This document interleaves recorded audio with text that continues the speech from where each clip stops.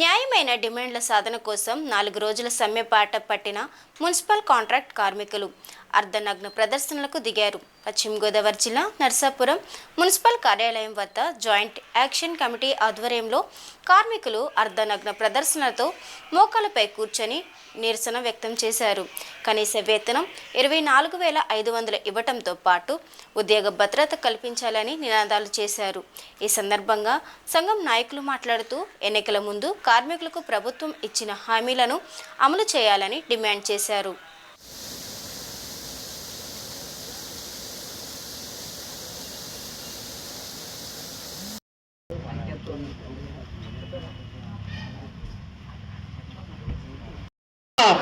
Engineering కార్మికుల ఐక్యత, municipal outsourcing engineering కార్మికుల ఐక్యత, మున్సిపల్ అవుట్సోర్సింగ్ ఇంజనీరింగ్ కార్మికుల ఐక్యత, సమాన పనికి సమాన వేతన, సమాన పనికి సమాన వేతన, సమాన పనికి సమాన పాలసీ.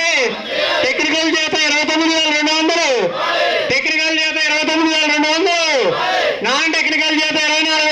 ఇంజనీరింగ్ కార్మికుల ఐక్యత, మున్సిపల్ అవుట్సోర్సింగ్ ఇంజనీరింగ్ కార్మికుల ఐక్యత, మున్సిపల్ అవుట్సోర్సింగ్ ఇంజనీరింగ్ కార్మికుల ఐక్యత.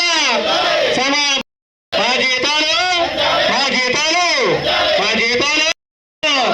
HR policy, HR policy, HR policy. Technical చేత 29,200, నాన్ టెక్నికల్ చేత 24,500, నాన్ టెక్నికల్ చేత 24,500. సంక్షేమ పథకాలు ఇవ్వాలి, పెన్షన్ ఇవ్వాలి, రిటైర్మెంట్ అనంతరం పెన్షన్ ఇవ్వాలి, రిటైర్మెంట్. మున్సిపల్ అవుట్సోర్సింగ్ ఇంజనీరింగ్ కార్మికుల ఐక్యత. పెంచాలి, పెంచాలి, పెంచాలి, పెంచాలి, పెంచాలి, పెంచాలి. ముందుగా మీడియా మిత్రులందరికీ నమస్కారం అండి. రాష్ట్ర జేఏసీ పిలుపు మేరకు ఈరోజు అర్ధనగ్న కార్యక్రమం చేసాం. ఈరోజు నిరసన తెలిపి 4వ రోజు అండి. ఈరోజు కూడా మేము ప్రధానమైన డిమాండ్స్ అన్నీ కూడా నరసాపురంలో ఉన్న నాయకులకి, అలాగే రాజకీయ నాయకులకి అందరికీ ఇవ్వడం జరిగిందండి.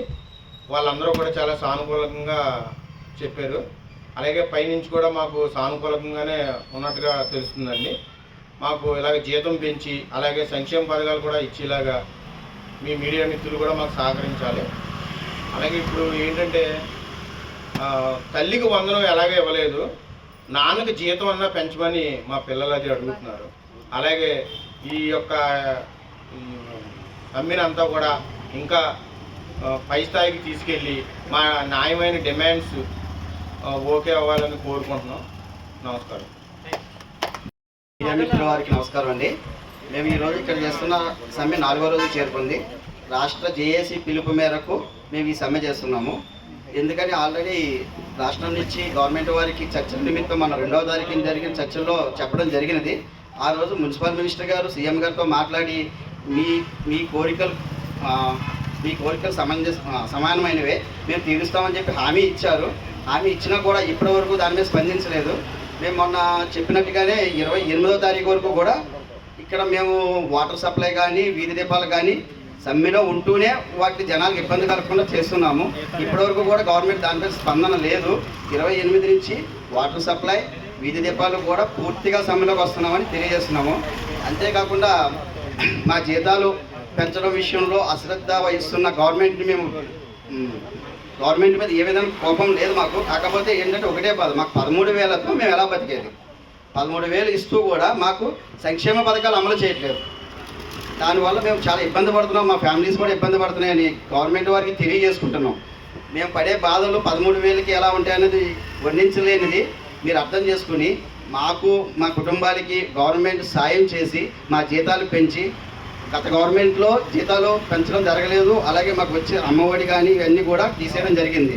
ఈ గవర్నమెంట్లో కూడా అదే కంటిన్యూ చేస్తున్నారు. మా బాధలు మీరు అర్థం చేసుకుంటారని మీరు ఎన్నికల హామీ మేనిఫెస్టోలో కాంట్రాక్ట్ వర్కర్లకి సంక్షేమ పథకాలు అమలు చేస్తామని చెప్పి ఉన్నారు. అది ఆ పథకాన్ని అమలు చేయవలసిందిగా కోరుకుంటున్నాం.